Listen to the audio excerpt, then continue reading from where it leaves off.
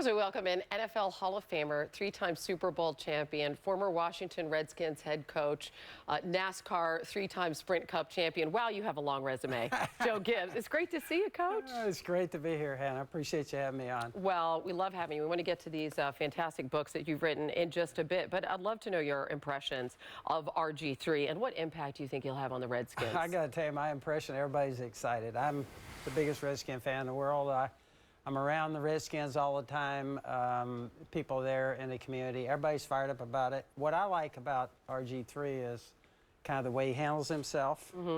He seems to be handling everything great, and to burst on the scene like that.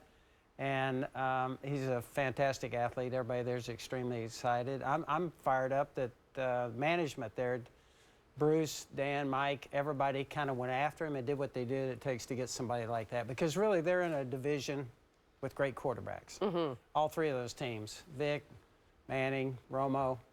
And so I think now the Redskins can compete at that level, and I think it gives them a chance to really step up and do something. What about making the postseason? When could you envision that happening? I wouldn't do that to a coach. I'm not gonna, right.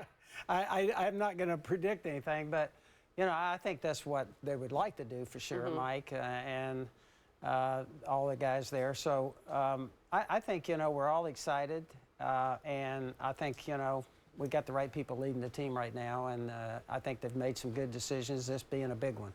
What do you miss most about coaching football?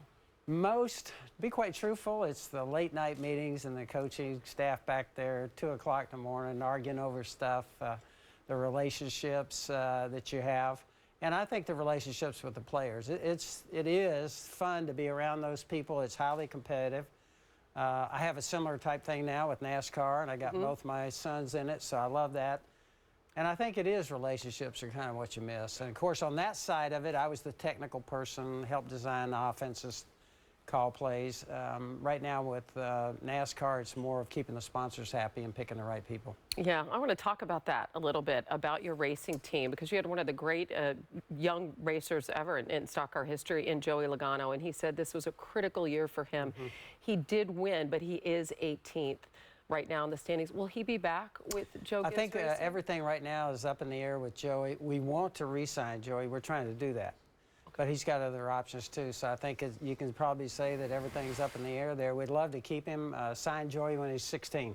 And so it's been a great relationship for us, and we'd like to keep him. Is it possible that Matt Kenseth will be joining Joe Gibbs Racing? It's something that we can't really talk about. But I think, again, everything's kind of up in the air. I'm hoping within the next 2 weeks we'll be able to kind of come out and say this is what we're doing. Would you consider a 4-car team? We would.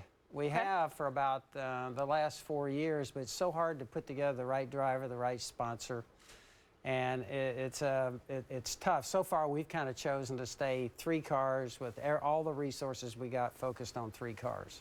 A lot of puzzle pieces there. Yes. And, you know, I have to ask you about Watkins Glen and this wild finish with one of your drivers, Kyle Busch, who was you know, very upset. Just tell me your take on what happened in that final lap and also how he handled the result. Yeah. Well, really what happened, I said to Kyle after the race, that's probably the greatest race he drove for us. I mean, he's up front. I mean, he did everything he could. He had a restart there. He was 3rd. He winds up getting in front. And it looks like we have a sure win. And pro sports, you're never quite sure what's going to happen. Another car had oiled the track down. And so everybody started getting into it. We did, and basically it slowed Kyle down enough with only a lap and a half to go where he actually got hit.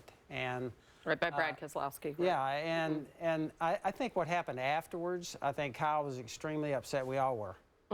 And so I think basically what he chose to do, he says, hey, there's nothing I can say right now that would be something that would be good, I think is what he said. And so, you know, he left it at that. Were you happy with that? Because you take great stock in the way that your drivers comport themselves. Right. And I think Kyle, to be quite truthful, this entire year, he's handled things extremely well. We've had a lot of tough things happen with that car. It's been extremely fast each and every week. This race, we felt like we had something locked up. That's a huge disappointment. And we probably could have put ourselves into the chase. So there was a lot riding on that. And so the bitter disappointment, I was upset. I'm glad somebody didn't come to me. I'm glad they went to Kyle, not Joe. I probably would have gotten in trouble. I'm glad we've had some distance here a few days for you to calm down. That's right. I want to ask you before you leave, because you talk a lot about handling tough times and failures, even though you're so associated with winning in this game plan for life. And this is the devotional, and you also have a Bible as you relate a lot of these sports stories. How do you sort of draw the line between lessons in the Bible and what happens in the world of sports? I think basically if you're on God's team, I think it gives you a real peace, and I think, you know, He wants us to be the absolute best we can be.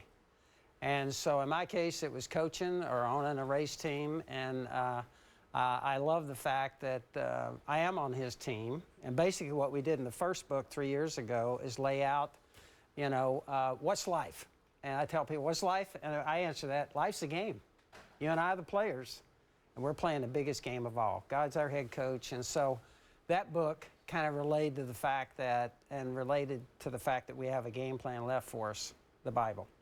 And so the game plan for life is focused on saying we have a game plan for life. Are we following it? This is a devotional, and we have the Bible coming out now. And basically what we're doing there is helping equip people to play in the game of life. You play football, you got to have a helmet, you got to have cleats, you got to have pads.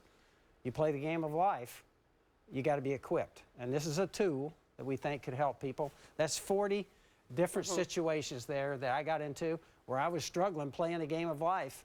And my head coach helped kind of lead me out of it. So I think people might enjoy that, and the Bible also. There are some great stories in here about your football days, about your NASCAR days, about guys like Joey Logano and the men that we've been talking about.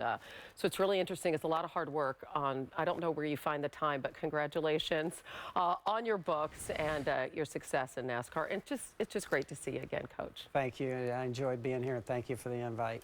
All right, that's Joe Gibbs this morning on SportsCenter.